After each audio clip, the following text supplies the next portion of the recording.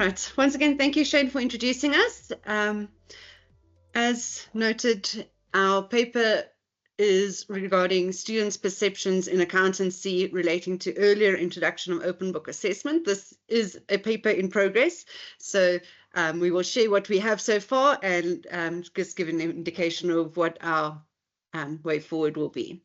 So for our presentation, we will first look at the background to our research, then the research design, some of our key results, our findings, and the implications of those findings, and then, as I said, just looking at the way forward for this project. All right.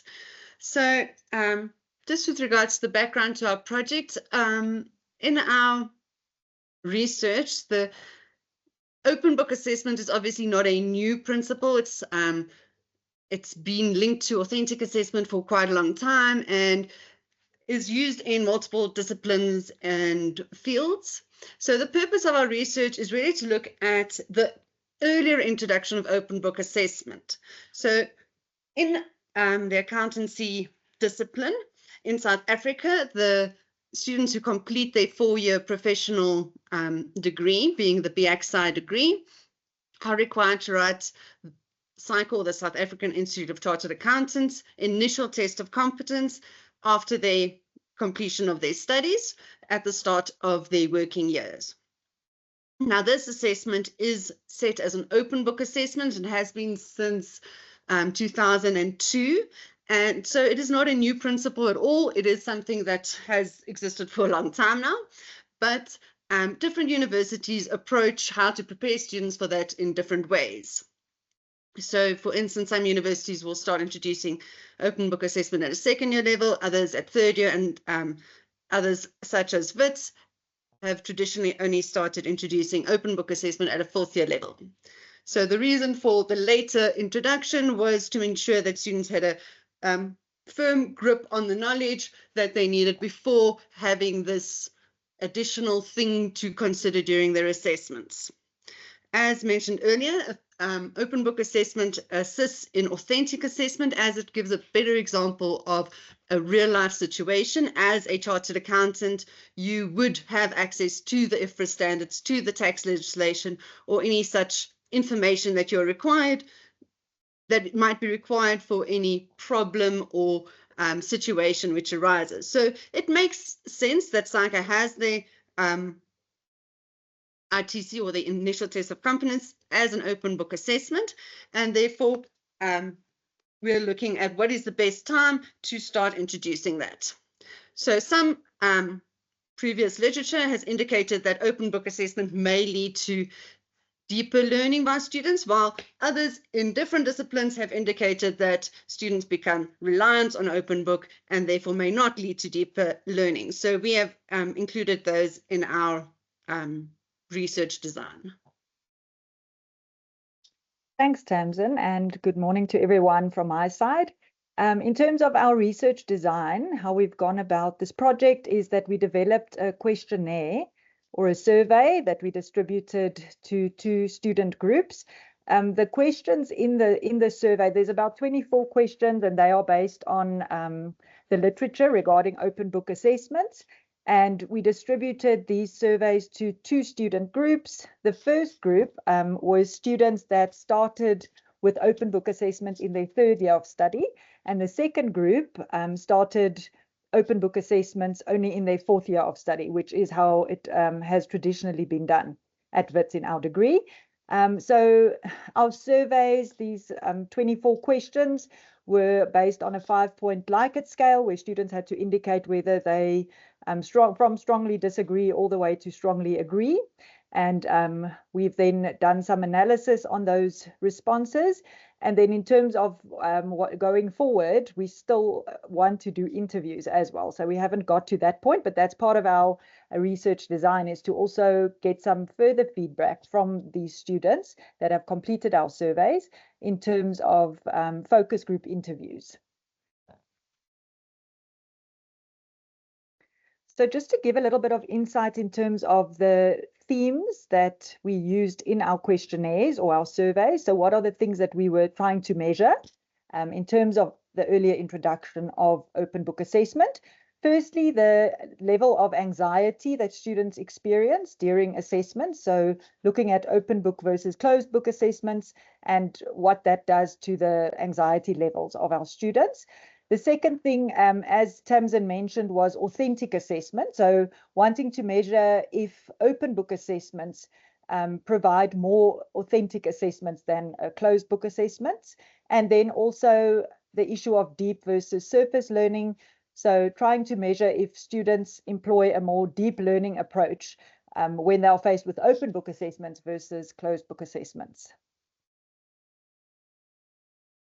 So on the screen, you will see just some of the results that we've analyzed so far. And you'll see that we had about 202 respondents to our survey or our questionnaire.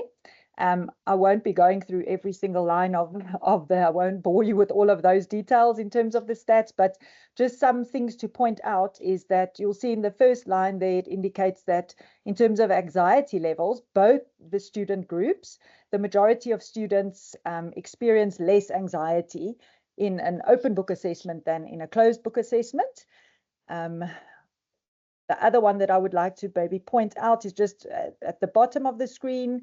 If we look at the percentage of students who struggle to adapt to using open book assessments, you'll see that there's quite a big difference between the two student groups. So the first group, who is the group to which open book assessments was introduced in their third year, only 28% of the students indicated that they struggled to adapt to this approach in the assessments, whereas for the other group, where the students were introduced to open book assessments only in their fourth year of study, there 60% of the students indicated that they actually struggled to adapt to an open book assessment. So that was another interesting one where there's quite a big difference between the two student groups. For most of our other questions, the two student groups seem to have similar responses.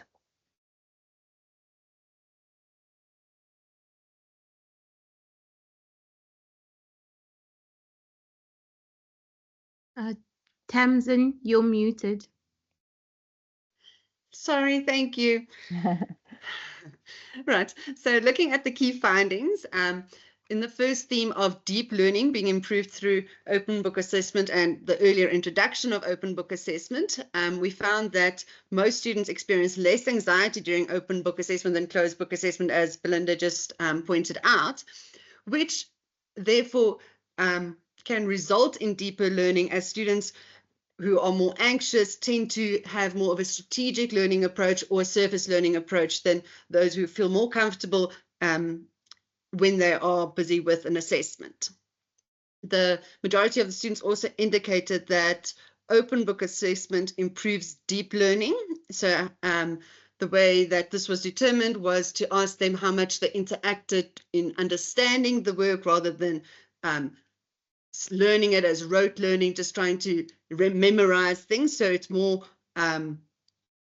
about understanding the principles and seeing it in real life situations. And then we also found that students perceived greater levels of critical thinking in open book assessments compared to closed book assessments, again relating to the fact that students weren't required to memorize lists and do rote learning, but rather to apply their understanding of what is in the text to a certain scenario or case study.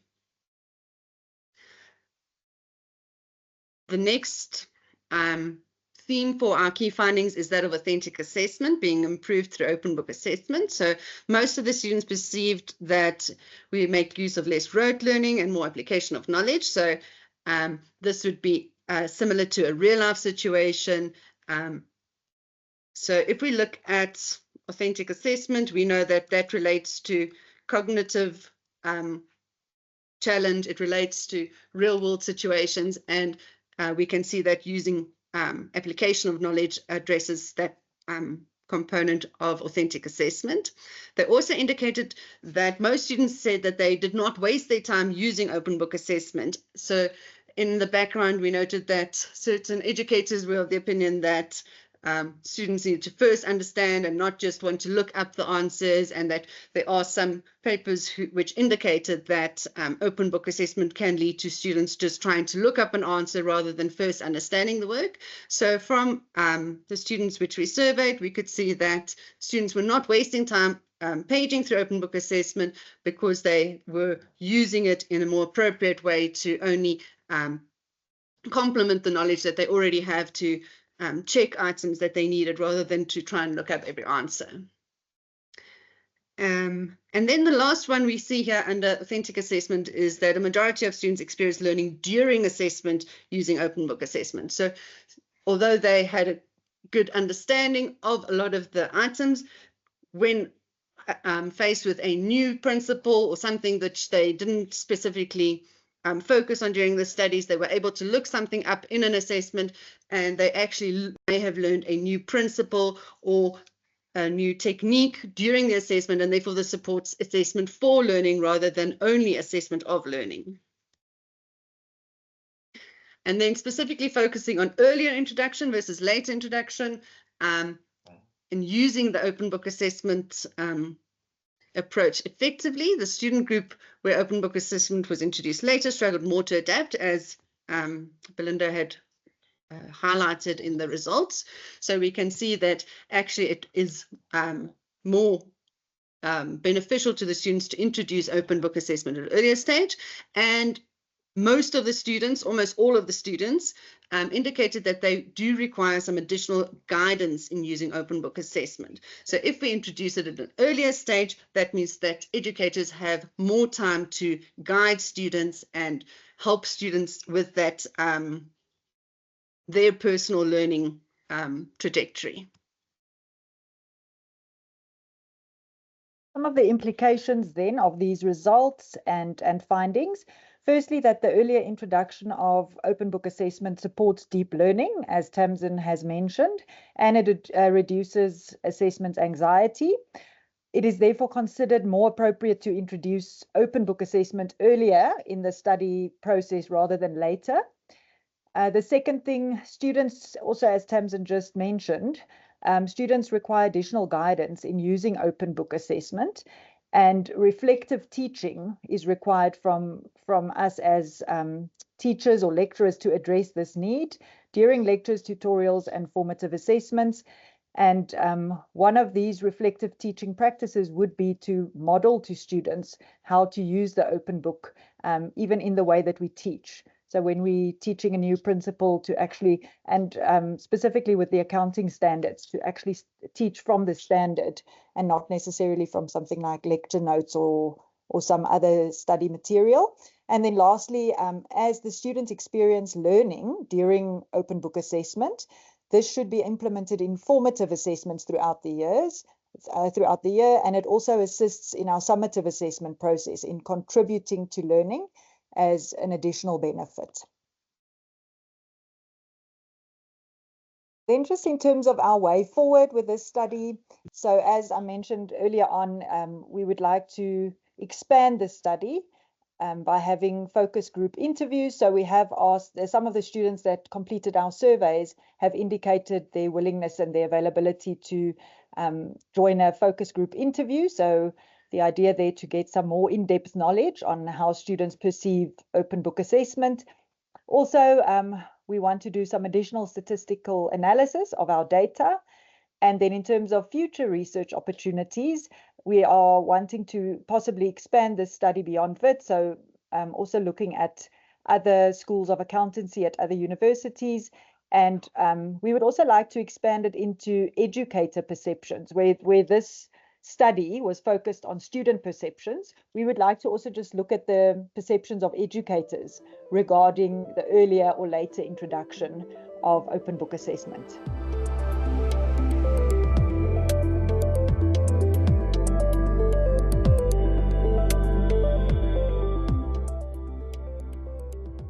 Thank you very much. Thanks.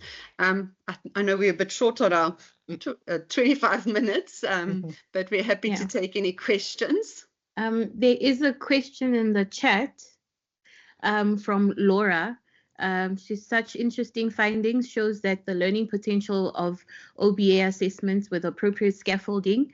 Do you award marks for formative assessments? Can you both just share your insights on that? Thank you, and thanks, Laura, for the question.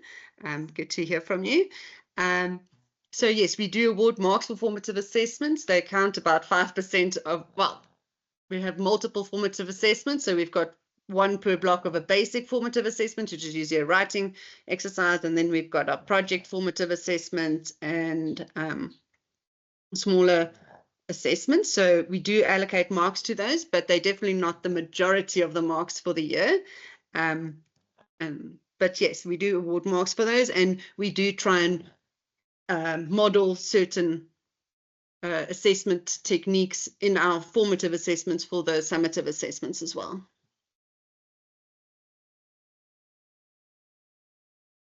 And I know that's the same at my level as Belinda's level with relation to formative assessments. That's great. Thank you so much. And Sue, just if I could follow on, Balatia, with a question about the feedback. How do you think that the students are more engaged with the feedback and maybe take a bit more responsibility?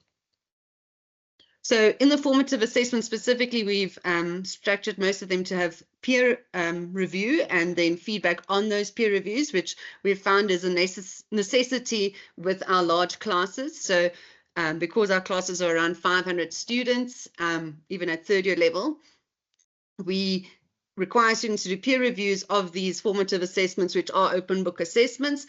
And as part of that peer review process, we actually review those peer reviews to give feedback, as we know that not all the students have already got that skill to give appropriate feedback. So we use their feedback as well as giving feedback on their feedback, which we have found the actual giving of peer feedback has been more useful to the students in learning than the actual receiving of feedback from peer reviews. So I think them reviewing someone else has made them more reflective than actually receiving feedback.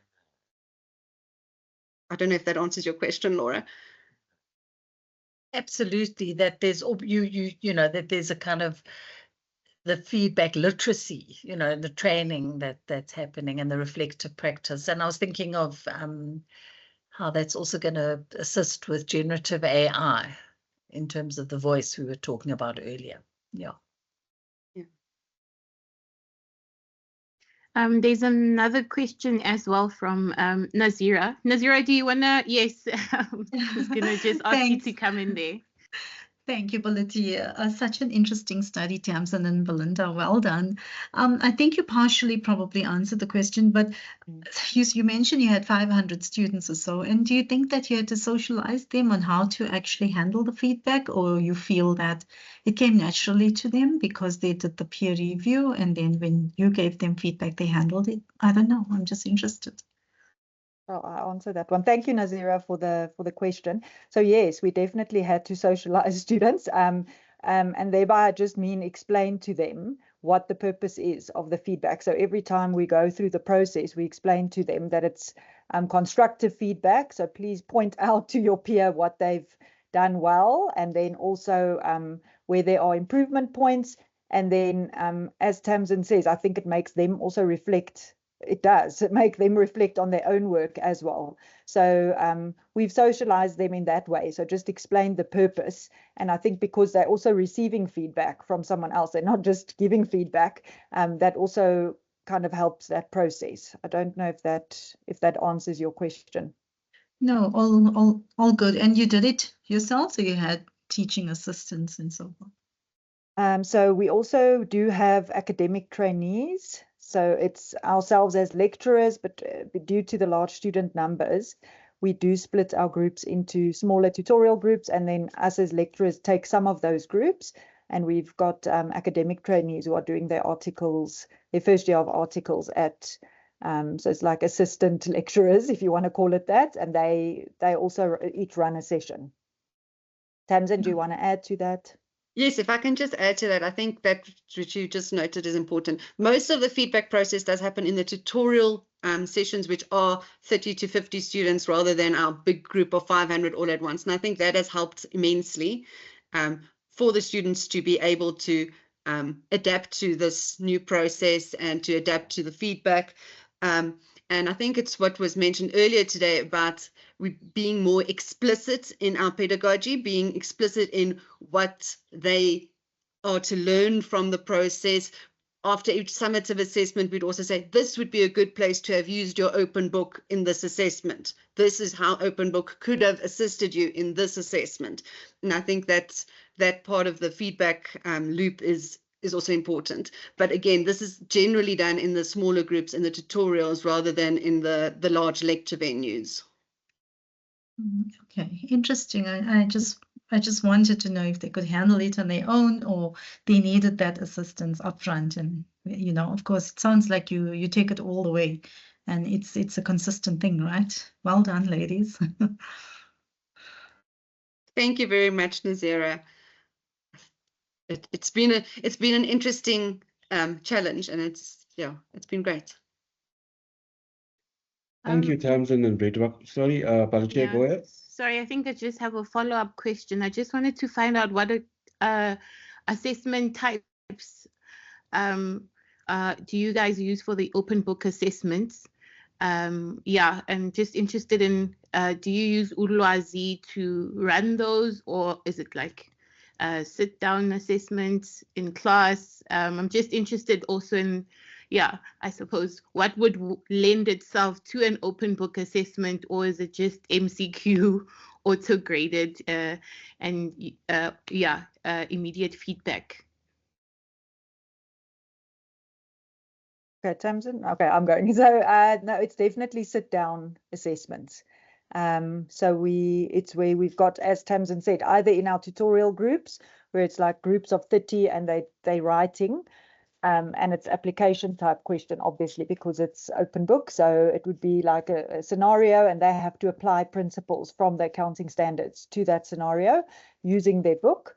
So yes, it would be either in the tutorials, these small little formative assessments, or even in our summative assessments, so like our year-end exam, which is a big venue, sit-down writing type of assessment. Tamzin, do you want to add?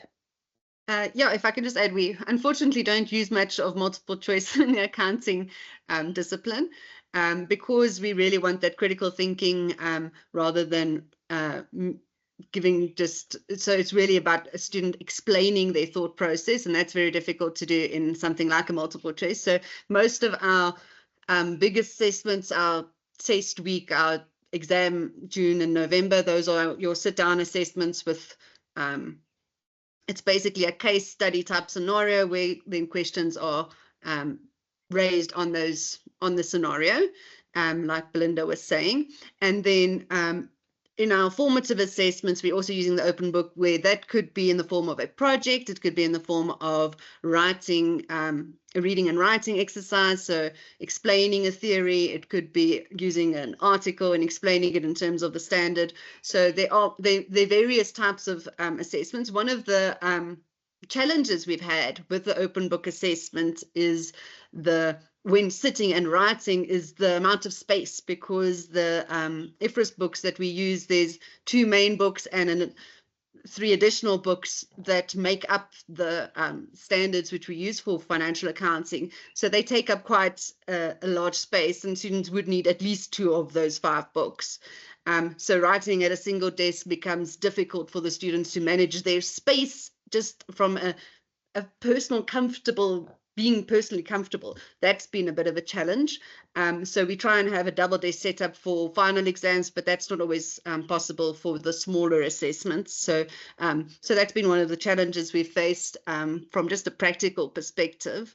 And also when we apply the open book assessment policy, we apply the rules which SAICA would apply in their initial test of competence, which does have specific rules about flagging, underlining, and writing in textbooks. So no writing in textbooks is allowed. And we have had some instances where we obviously need to check that then during the assessment for for ethical reasons. And we have had some instances where you do find that students have made notes in textbooks. So that's another one of the challenges, is just for students to understand that policy and then to be able to apply it appropriately.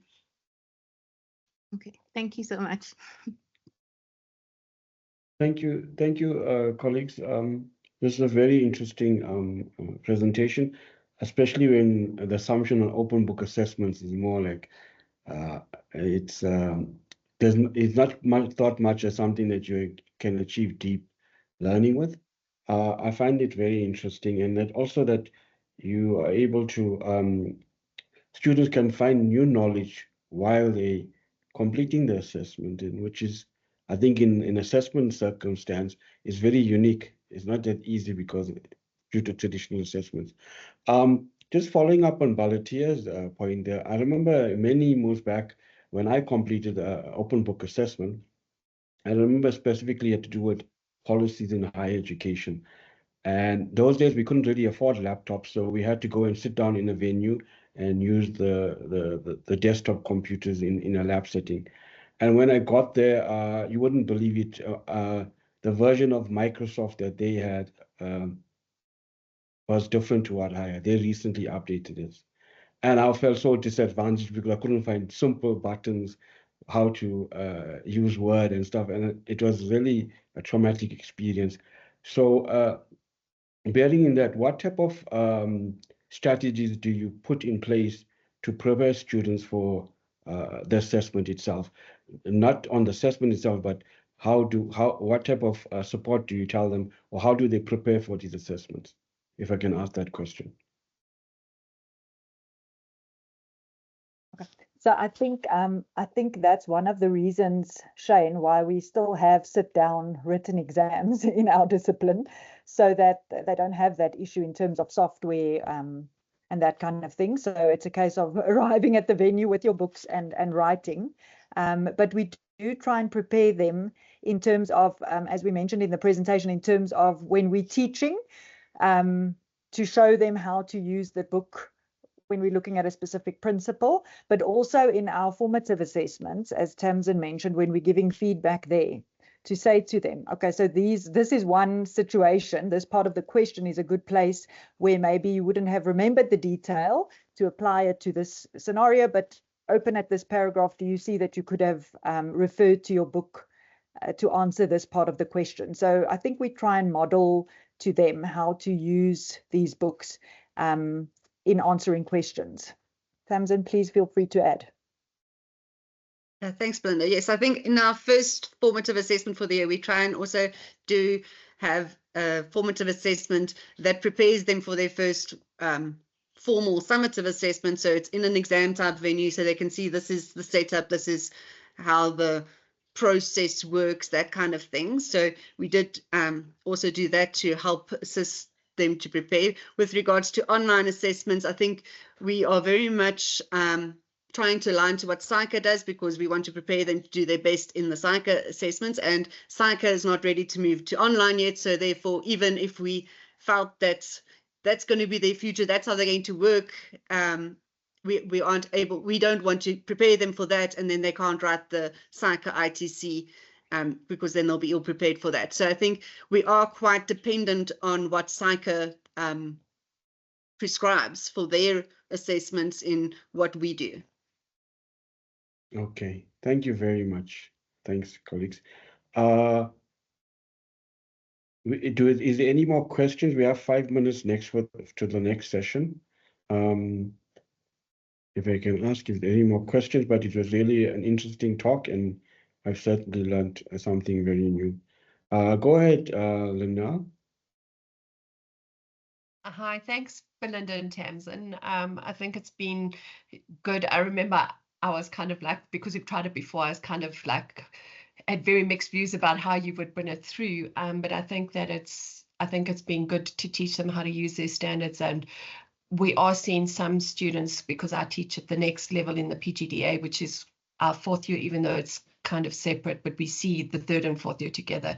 I have seen quite a few of the students starting to, they're highlighting their books better, some of them, and they're able to use them better in the exam. So I think it's been a good a good move. And I think maybe one thing I just want to add, at the PGDA level, we have a case study, a take home that they do, so where they are allowed to use their standards then as open book as well. So we have other situations, and I think why it's been open book that way, especially at the PGDA level for quite a number of years, is because of the volume in the content, and you have it there to, if you've forgotten something or a particular criteria or something, you can easily look it up and refer to it.